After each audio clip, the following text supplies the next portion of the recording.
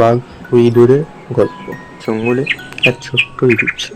তার ছিল বড় মন এবং ছিল এক বাঘ, জঙ্গলের রাজা, শক্তিশালী।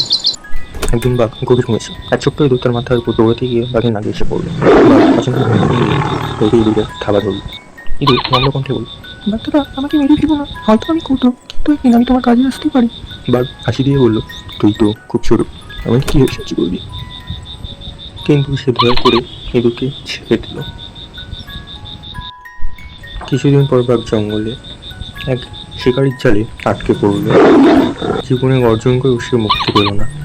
সেই সময় সেই ছোট্ট ইঁদুর দৌড়ে এলো এবং তাকে জাল কেটে মুক্ত করলো। বাঘ অবাক হয়ে বলল, আমি তোর মূল্য বুঝতে পারিনি, তুই আমাকে রক্ষা করলি। শিক্ষণীয় কথা, দেখতে ছোট হলে উপকার সম্ভব।